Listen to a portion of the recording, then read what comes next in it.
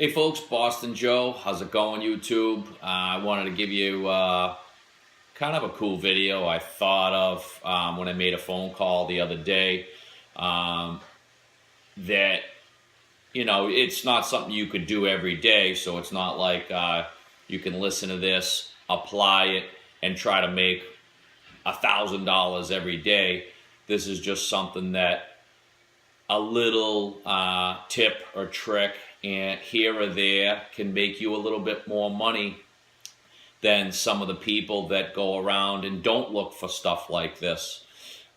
It basically started the other day. I got my cable bill in the mail the other day, and I opened it up, and it was $183.24. Now, I knew that my bill used to be around $150. That's cable, internet, and phone. Many of you, I'm sure, that's a common scenario. I know it had been even cheaper than that in the past, but at the $150, I could almost live with it. I'm getting pretty high-speed internet and all that stuff, but I don't need to go into all that. I'm sure it's kind of a common scenario for everyone. What I have found out is the introductory 12 or 24 months had actually expired, and I had gone to what they consider their regular rates. Well, I decided that just wasn't something that I'm willing to pay. So I decided to make a phone call and see what I could do about it. And what I was able to do, I talked to the first woman on the phone, and she said, those deals that are cheaper than what you have right now are only given to new subscribers. And then, of course, I mentioned, how can I be a subscriber for nearly 20 years between them changing names and all sorts of stuff, and they would give a better rate to somebody that's coming on board that very day? That just didn't make any sense to me. And she actually agreed. But she kind of was able to tell me that this was all she was able to offer. And then I mentioned to her, I can stream just about everything that they provide on cable from the internet over an Amazon Fire Stick. And I can get pretty much any show, any movie by other means. It just takes a little more time, and you just have to be willing to put in the work to do it. So I'd still rather keep the cable if it was at a price that I was willing to pay. So I mentioned to her that I would probably cancel my cable service, bring the equipment to my local cable place, and be willing to go for internet only. At that point, she sent me to Disconnections, which then, once they realize you're at the point where you actually would cancel, they start to offer you better deals. I then was offered $25 off the base price, which I was at $124.99 with that total bill of $183 after all the equipment taxes and all that other stuff. So that dropped me $25. Then now this is 12 months, so we're talking 12 months here. After this, you're going to have to do this same exact thing.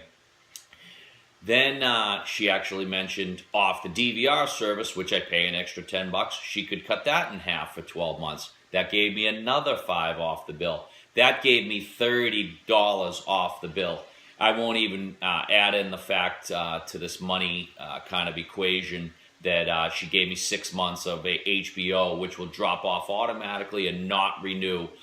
Because I didn't want to have to call at 6 months and get that dropped off. But I'm kind of making the story long and getting off topic about what it's actually about.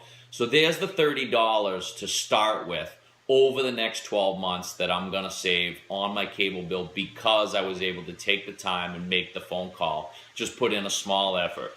So I took the $30, wrote that down, and I figured over the next 12 months that they're going to give me that rate. That's $360. So $360, I was pretty happy at that point. And then I thought about something.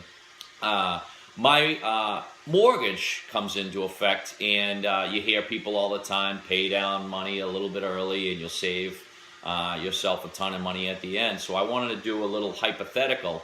My mortgage actually has only 11 years left to pay on it, but I want to put this in a scenario where, and a lot of you might be in it, if you refinanced or bought a house this year, you could have a house and you might have a loan, $350,000 pay, and your payments would be 30 years. That's a typical mortgage. And right now, there are rates right around like in the 4s. So let's go with 4.5%. So you bought a house this year. Your loan amount is $350,000, and you have 30 years left to pay.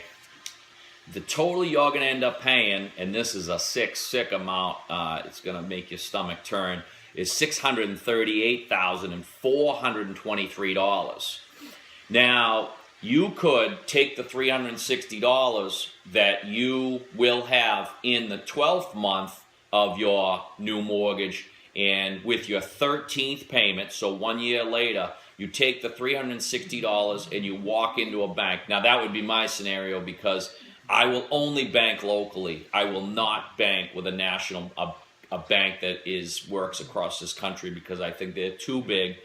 When you look back at the banking crisis and the mortgage crisis in 2008, 2009, you can see where I'm going with that. But that's a whole nother topic.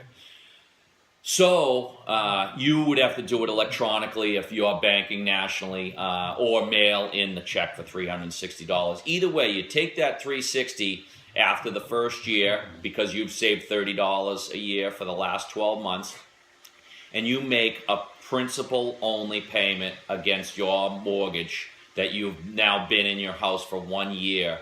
That $360 applied at payment 13, so that the first month of your second mortgage would drop your total payments at the end of your 30-year period of paying off your house to $637,422. That's $959 less than what you would have paid if you had never taken that $360 and put it towards your principal in the beginning of year 2. Right there is just under $1,000, and that's what I'm talking about basically. Yes, it takes a little bit of effort. It takes a little bit of dedication on your part to actually do these things. A lot of people are doubters, and they just think, it'll never happen. I'm always going to have the payment anyway, so why even bother? Hey, then that's not for you. But for me, I'd like to retire a little bit earlier than everybody else around me. No one loves to go to work every day, but you got to do what you got to do.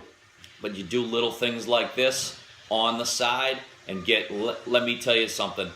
You'll probably be able to retire a little bit earlier than your friends that are out there wasting all their money on just about anything. And don't get me wrong, I buy my fair share of toys. As you all know, if you've been watching any of these videos, I've got a Corvette in the garage that I love, and I love to spend money on. But I do it because I'm able to find little things on the side where I'm able to actually save some money. But without making this video too long, I want to cut it short and just say thanks everybody for watching. If you like this video, there'll be more like it coming up. I'm just at the beginning of this whole YouTube thing. So if you find me interesting at all or want to hear more tips or tricks, and I do some automotive stuff, so check that stuff out too. Click like on this video and subscribe to Boston Joe. Over and out. Take it easy, YouTube.